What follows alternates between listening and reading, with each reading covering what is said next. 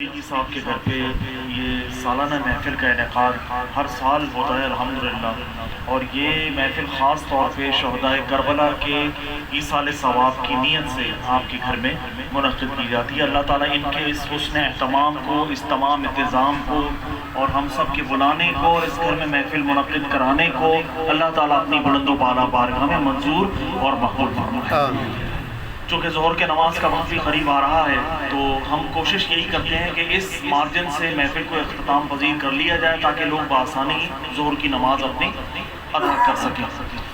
میں آخر میں محفل چونکہ ہمارے بزم اور ہمارے مرکز کی طرف سے جہاں کہیں بھی محفل ہوتی ہے تو کوشش یہ کی جاتی ہے کہ اپنی اور آپ کی، ہم سب مسلمانوں کی، چاہے وہ مرد ہو، عورت ہو، بڑے ہوں، بچے ہوں، بوڑھے ہوں، ان کی اصلاح کے لیے کوئی ایسی بات کر دی جائے جو اس محفل میں آنے کا ہمارے لیے کوئی سبق بن جائے کہ ہم جب یہاں سے اٹھیں تو کوئی پیغام لے کر اٹھیں۔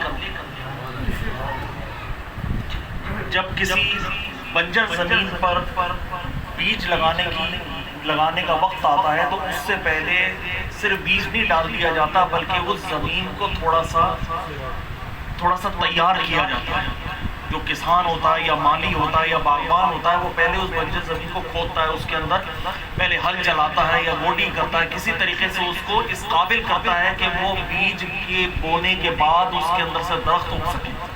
تو یہ جو نعت خوانی کا سلسلہ کیا گیا یا اللہ اور اس کے حبیب کی باتیں کی گئی، اس کے پیاروں کا ذکر کیا گیا اور اتنے خوبصورت انداز میں آپ سب نے مل کر یہاں پر اس محفل میں اپنی حاضریاں پیش کی نعت خواں حضرات اور تمام سامعین نے، تو ہمارے دل کی بنجر زمین کو ان نعت خواں حضرات نے اپنے کلام سے، حضور کے ذکر سے اس کے اندر ہل چلا اس کو تیار کر دیا، عشق رسول کے پانی سے اس کو سیراب کر دیا۔ اب وقت ہے بیج بونے کا۔ تو بیج کیا ہے؟ شریعت مطہرہ کا کوئی ایسا پیغام کا بیج دل میں بو دیا جائے کہ جو ہمارے دلوں سے ایک تناور درخت بنے اور ہمارا جسم، ہمارا تن، ہمارا من مجسم شریعت کا پیغام ہے۔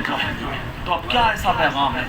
نبی کریم علیہ السلام کی بڑی مختصر حدیث مبارکہ ہے اور سرکار دو عالم علیہ السلام کا ایک لقب ہے، یاد رکھیے حضور کا لقب ہے جوامع الکلم۔ کیا لقب ہے؟ جوامع الکلم۔ جوامع الکلم کا مطلب یہ ہے کہ اللہ تعالیٰ نے اپنے پیارے حبیب کو وہ شان عطا فرمائی ہے کہ کلمات کم کہتے ہیں مگر اس کی جامعیت بہت ہوتی ہے، یعنی وہ الفاظ بڑے مختصر ہوتے ہیں مگر وہ اتنے جامع ہوتے ہیں کہ پوری دریا بھی اس کے لیے کم پڑ جائیں اگر اس کی تحریر اور تشریح کی جائے۔ سرکار دو عالم علیہ السلام میں اور آپ کے پیارے نبی صلی اللہ تعالی وسلم نے ایک حدیث ارشاد فرمائی، الصدق ینجی والکذب یہلک۔ دو باتیں ہیں، الصدق ینجی والکذب یہلک۔ الصدق ینجی، جس نے سچ بولا وہ نجات پا گیا، والکذب یہلک، اور جس نے جھوٹ بولا وہ ہلاک ہو گیا۔ صرف 4 الفاظ ہیں، الصدق ینجی کذب یہلک۔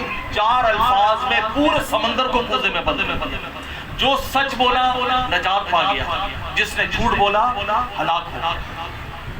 یہ پیغام کتنا مختصر ہے، ہمارے ہاں الٹا حساب ہو گیا۔ آج ہم سمجھتے ہیں کہ ہم جھوٹ بولنے سے بچ جائیں گے اور سچ بولنے سے ہلاک ہو جائیں گے، حالانکہ ہمارے پیارے نبی صلی اللہ تعالی وسلم نے ارشاد فرمایا جس نے سچ بولا، بولیے بولیے نا، وہ نجات پا گیا۔ جس نے سچ بولا بولیے وہ نجات پا گیا، اور جو اس نے جھوٹ بولا وہ ہلاک ہو گیا۔ ایک شخص کافر حضور کی بارگاہ میں آیا اور کہنے لگا یا رسول اللہ میں اسلام قبول کرنا چاہتا ہوں مگر اپنی 3 عادتیں نہیں چھوڑوں گا، اگر آپ اس پہ کنڈیشن پہ ایگری کرتے ہیں تو میں اسلام قبول کرتا ہوں۔ نہیں، میں اسلام قبول نہیں کروں گی۔ حضور نے ارشاد فرمایا کہ بتاؤ تمہاری کیا کنڈیشن ہے، کیا شرائط ہیں جس پہ تم اسلام قبول کرتے ہو؟